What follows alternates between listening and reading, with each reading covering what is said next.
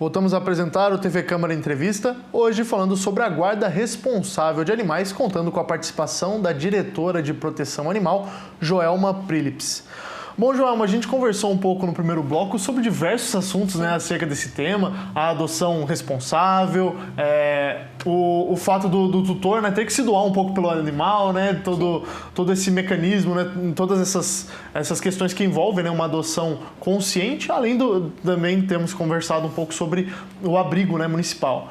Para a gente começar esse segundo bloco, essa segunda parte da nossa conversa, eu queria falar um pouco com você sobre como que a Secretaria age quando existe alguma denúncia de maus tratos e tudo mais, de modo geral, e específica quando são animais que não são cães e gatos, por exemplo, um cavalo, uma ave. Sim. Como que acontece a atuação da Secretaria nesses casos específicos também? Então, quando se fala em animal silvestre, a gente faz um trabalho em parceria com a Polícia Ambiental. Né, até mesmo pela característica, questão de legislação e outras questões.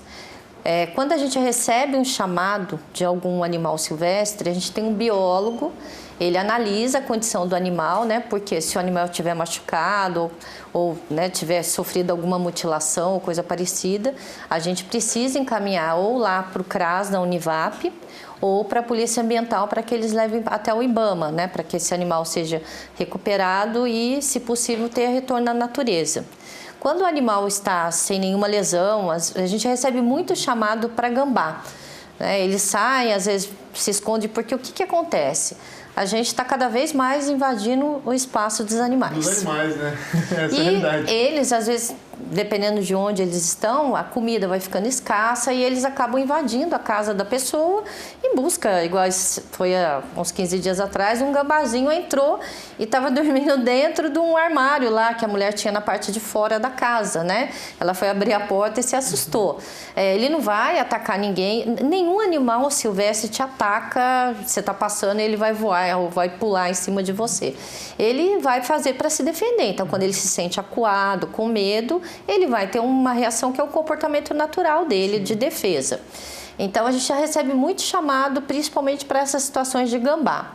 Então, o biólogo a gente vai até o local, a equipe, faz o recolhimento desse animal, o biólogo analisa para ver se realmente o animal, né, não tem nenhum ferimento, né, está em boas condições de saúde, a gente faz a devolução dele, a gente mesmo, na própria natureza. Então, a gente identifica uma área onde ele tenha uma condição apropriada de sobrevivência e faz a soltura.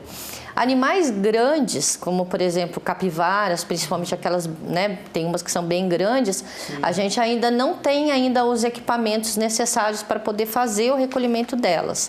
E são animais, inclusive, que quando elas se sentem acuado, o risco também é bem grande, porque é um animal, né, que pesa forte, muito, né? É um animal forte, uma mordida de capivara causa estrago bem complicado. Mas a gente está se preparando para no futuro conseguir gaiolas, né, que vai estar atendendo as necessidades nesse momento. Mas sempre a gente faz esse trabalho em parceria. Então a gente pede, quando a pessoa verifique um animal silvestre, que entre em contato com a gente, né? A gente vai até o local, faz o recolhimento desse animal e dá o destino dele, ou devolução à natureza, ou encaminhamento, né, para o CRAS ou para a Polícia Ambiental. Quando se fala de animais de porte grande, que são cavalos, bois, né, tem um decreto 346 de 21 de dezembro de 2021, onde ele identifica lá algumas questões. Animal de grande porte, cavalo, boi, enfim, solto em via pública, tem que acionar o Departamento de Trânsito, né? Porque aí tem a questão do Código Nacional de Trânsito, que fala de animais soltos em vias públicas. Animal em área urbana que está em local inapropriado, como por exemplo dentro de uma praça ou dentro de um terreno, é atribuição da vigilância sanitária. E animais vítimas de maus tratos é com a Diretoria de Proteção Animal. Então tem que direcionar para esses órgãos, né, e cada um dentro da sua atribuição vai tomar as medidas necessárias para poder retirar esse animal do local, né, e no caso quando o animal está perdido, porque às vezes acontece muito, tem algumas características aqui em Jacareí, porque eram locais que eram grandes fazendas. Aí foi loteando, né? E às vezes a pessoa ficou com uma chácara ali, por exemplo, e tem um cavalo que cria ali.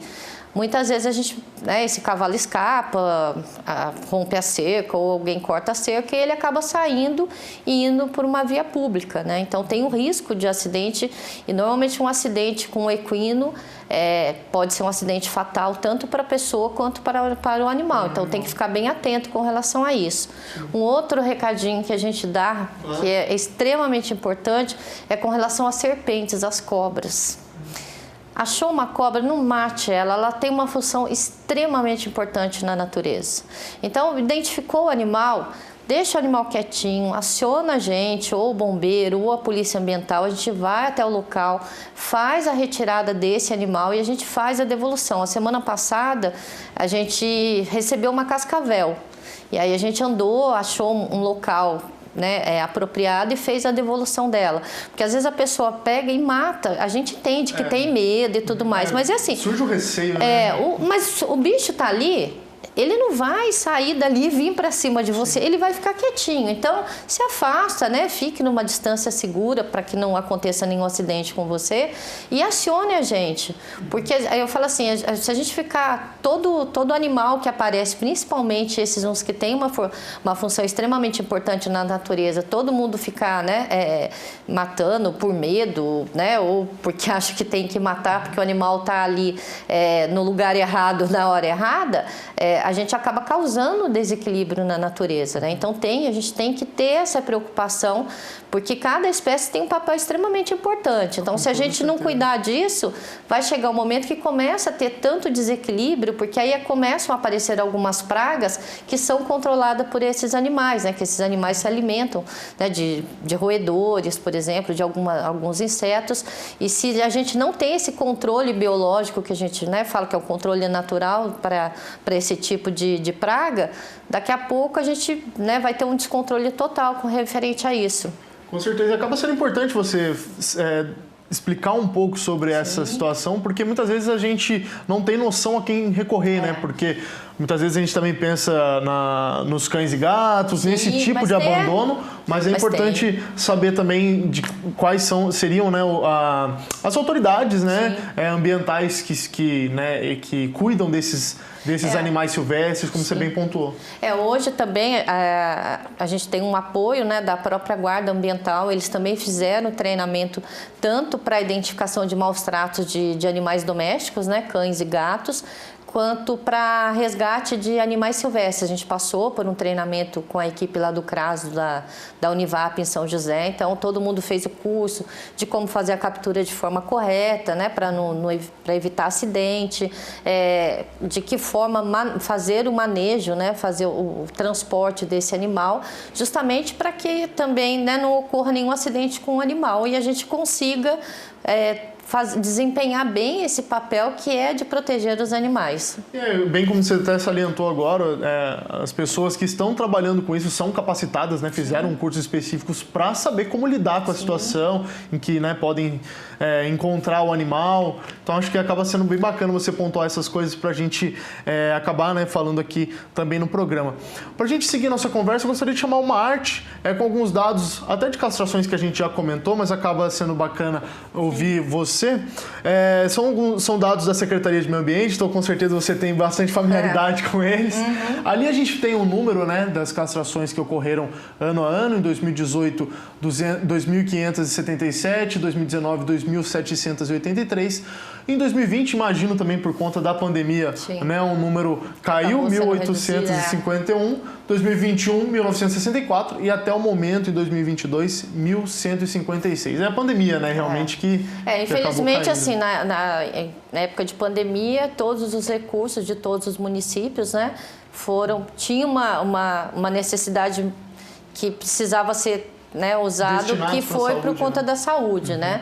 Mas graças a Deus esse ano a gente está conseguindo retomar esses números e a gente espera, se Deus quiser, o ano que vem ter uma condição melhor ainda, porque quanto mais for investido tanto na castração quanto na identificação dos animais, porque todos os animais que passam pelo mutirão, eles são microchipados.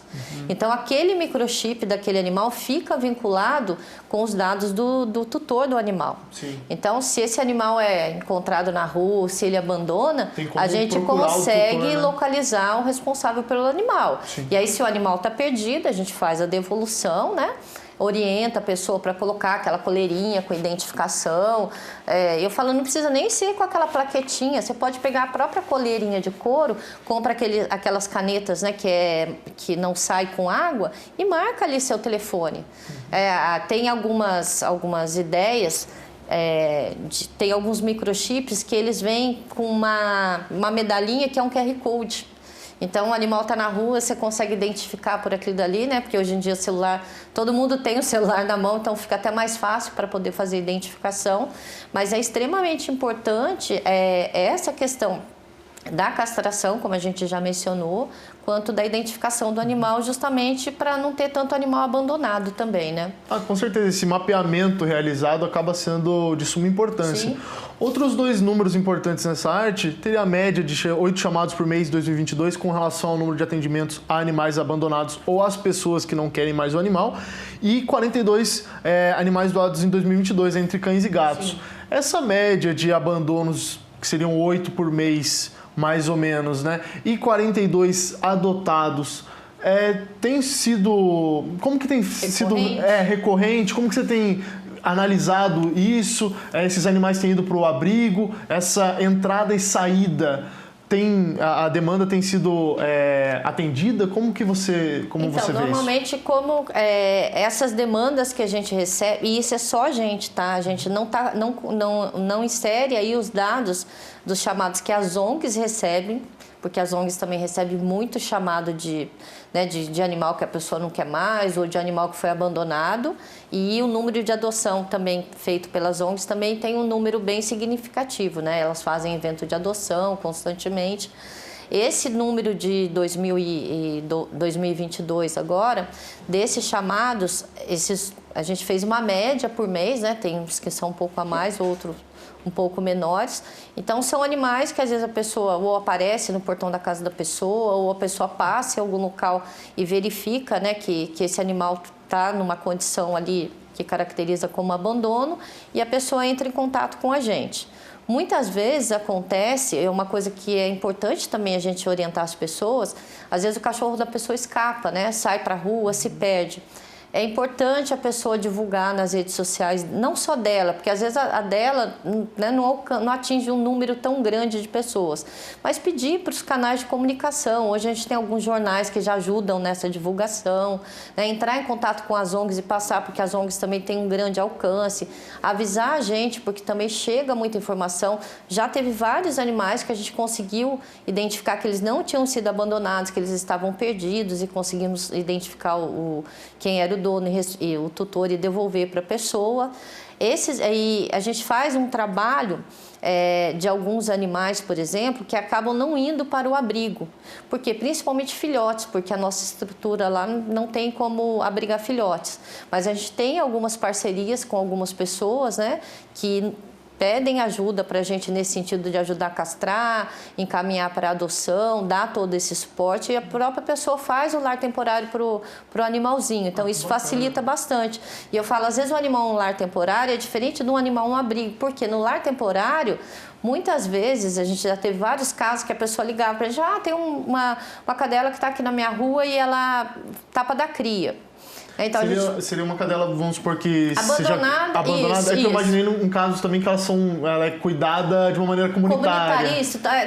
Normalmente é mais quando o animal acaba sendo abandonado. Porque normalmente quando é cão comunitário, as pessoas procuram a gente para fazer a castração.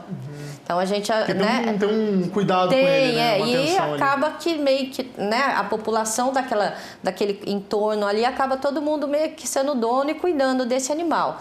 E essa questão da pessoa às vezes fazer o lar temporário, muitas das vezes ela acaba se afeiçoando ao animal e ela acaba adotando.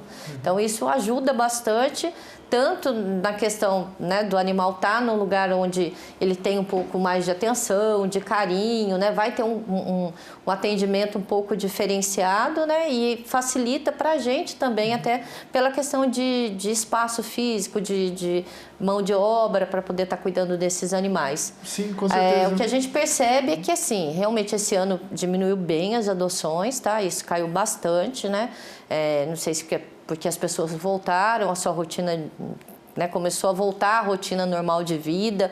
Muitas pessoas às vezes acabaram arrumando emprego em outras cidades e acabaram até se mudando, ou a questão do custo de vida, né? Às vezes a pessoa tinha um padrão antes da pandemia e por conta da pandemia acabou ou mudando de emprego ou até mesmo perdendo seu emprego e acabou diminuindo na questão financeira, e isso automaticamente acaba impactando na questão da adoção por conta do custo, né, que acaba tendo mensalmente com esse animal. Sim. Uma outra coisa que eu gostaria de comentar com você com relação até às adoções de cães e gatos aqui no município, como que é realizado esse procedimento pelo abrigo, uma vez que a gente vê às vezes ONGs que, né, necessita pelo menos o preenchimento de um protocolo, né, um tipo de formulário de comprometimento. Sim. Como que é realizado, caso alguém assista também, gostaria de conhecer, Sim. tudo mais, como que é realizado o procedimento pela Secretaria do Meio Ambiente? Então, quando a pessoa entra em contato com a gente, querendo adotar um animal, a gente manda as fotos, né, de todos os animais. Primeiro a gente conversa com a pessoa para identificar o perfil do animal que ela quer ter. Dentro daquele perfil, a gente seleciona os animais e já faz esse primeiro contato, que é enviando as fotos para a pessoa, porque daí através das fotos, às vezes já tem algum ali que ela, né, se interessou. Ela se interessando, o próximo passo é ela ir conhecer, né, esses animais para ver, né, eu brinco, para ver ao vivo e a cores ali e ter essa o primeiro contato. Sim. Eu gostei, né? A pessoa identifica, não, eu quero adotar esse animal.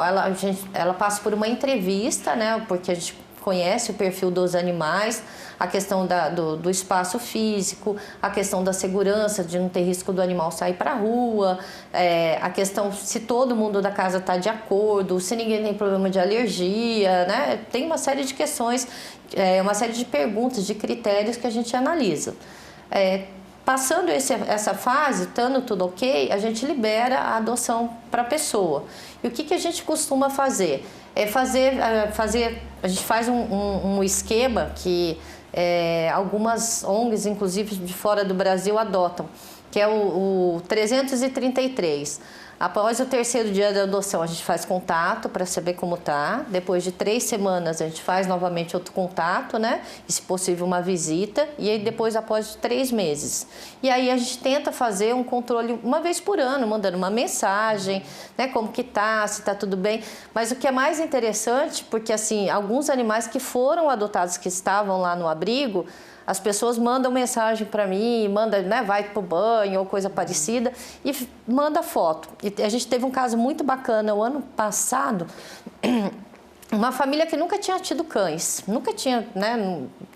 E eles resolveram, depois de um certo tempo, 2 filhos já adultos, resolveram adotar um animal. E eles foram até o abrigo. E o intuito deles não era eles escolherem um animal, era um animal escolher eles. Aí eles entraram, né, e aí foram soltando os cães para, né, eles irem vendo. E foi a coisa mais impressionante. Um dos cães que estava lá, que era um pitbull, extremamente dócil, que eu falo que aquilo lá é um pitbull com alma de um anjo, porque ele é muito tranquilo e já era um cão bem idoso. Esse pitbull veio e, não sei, despertou alguma coisa na família, que a família falou, não, ele que escolheu a gente. E pelo menos a cada 2 meses eles me mandam fotos dele. E às vezes eu encontro com eles, porque eles moram aqui perto do Tenda, né? E sempre, quase todo dia eles passeiam com o cão. Sempre eu vejo eles passeando. Então você vê que tem algumas histórias que é muito... da secretaria, sim, né, no caso. E é uma história bem bacana, né? Porque muitas vezes a pessoa fala, não, eu vou deixar que o animal me escolha, não, ao invés de eu estar escolhendo. Então, tem alguém que está também disposto, né? É sim, bacana ver esse relato, né, que às vezes a gente quer o animal para suprir alguma necessidade nossa, uma vontade nossa, e a família colocou, deu a chance do animal, né? Sim, a gente tem um caso também que é uma pessoa que acabou se tornando uma grande amiga da gente. Na pandemia, ela perdeu o esposo, vítima de Covid, e era ela e o filho. Os dois ficaram, né, muito abalados com a morte do desse familiar. E ela me procurou querendo adotar um cachorro, porque ela falou, a gente, né, precisa... Porque eles tinham também um cachorrinho que era do esposo e o cachorrinho também veio a óbito. E eles sentiam que faltava alguma coisa na família, eles adotaram a Meg. E a Meg era terrível, era danadinha. E logo aí eu conversei muito com eles, a adoção também foi quase um mês de conversa, porque ela, né, foi bem consciente, ela estava bem, né, tinha certeza de tudo que o animalzinho ia precisar. E hoje ela mesmo brinca, ela fala que a Meg é o amor da vida dela. Então toda semana ela me manda foto da Meg que foi no pet shop. Aí a gente até brinca, a gente pega uma foto da Meg quando a gente resgatou e hoje a gente fala, mudou até a fisionomia do animal. Bacana, né? Então a gente tem algumas histórias bacanas. Teve um outro caso de um funcionário da prefeitura. Ele levou os filhos até o abrigo porque eles queriam adotar um animal. E a gente estava crente que as crianças escolheram o cachorrinho mais jovem, né? Eles adotaram a Lady, que era a cachorrinha mais velha que a gente tinha no canil. E ela remoçou acho que uns 10 anos. Né? Então hoje ela está super bem, super feliz com essa família. Então a gente tem alguns casos que né, deixa a gente bem comovido por conta de ver a oportunidade. Porque muitas vezes uma coisa que é importante também a gente lembrar a pessoa, às vezes a pessoa não adota um cão adulto achando que não vai se adaptar, não vai dar certo na minha casa, né, por já ser adulto. Gente, isso não é verdade. Você pode adotar um animal adulto, tem adaptação, como no caso de um filhote, mas às vezes é até mais rápido do animal adulto se acostumar, né, entrar na rotina da família.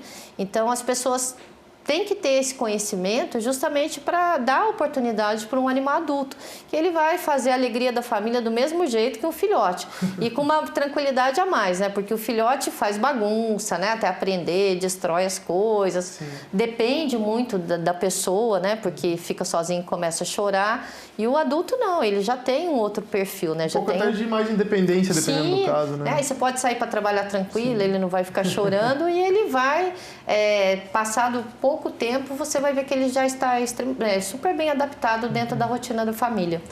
E, Joelma, para a gente terminar esse programa, né, a gente conversou sobre diversos aspectos, né, em torno desse tema. Algum recado final? Algum tipo de... Gostaria de pontuar alguma coisa? Gostaria de citar alguma coisa? Falar alguma coisa sobre a Secretaria? Então, a gente tem, né, até para deixar um recado para as pessoas que têm interesse em castrar os animais, a Prefeitura tem o programa de castração gratuito. A pessoa precisa comparecer lá de segunda a sexta, das 8 às 17, Avenida Getúlio Vargas, 530, Jardim Califórnia, né, para fazer o cadastro. Aí entra numa fila de espera, porque a gente tem, né, uma demanda grande de pessoas que já fizeram um cadastro. E a partir do momento que ela faz o cadastro, ela já entra na fila de espera e conforme a gente vai disponibilizando as vagas, a gente vai avisando para a pessoa buscar a senha. E a partir de final de agosto, a gente já vai estar também com o abrigo aberto, né, para visitação. E fica a dica, né? Quem quiser adotar um bichinho, vai lá para encontrar um grande amor, viu? Tenho certeza que vai ser muito feliz. Com certeza. O recado está dado. Joelma, muito obrigado pela sua participação. Foi muito interessante, tanto para a gente conhecer um pouco mais do trabalho realizado pela Secretaria do Meio Ambiente, tirar algumas dúvidas, para a gente também ver um panorama geral da situação aqui em Jacareí com relação à guarda responsável de animais. Então, agradeço muitíssimo a sua participação aqui conosco, né? Ter aceitado o convite para a gente conversar um pouquinho. Imagina, eu que agradeço. Né? É sempre um prazer falar sobre essas questões que é bem importante e a gente está sempre aberto também para quem quiser visitar, quem quiser conhecer um pouquinho do nosso trabalho, fica o convite. Muito obrigada. Obrigado a você. Bom, agradeço a participação de nossa convidada, lembrando que você pode fazer sugestões de temas e também reassistir as nossas entrevistas nas redes sociais. É só pesquisar TV Câmara Jacareí. O TV Câmara Entrevista fica por aqui. Muito obrigado pela sua companhia, um abraço e até o nosso próximo encontro.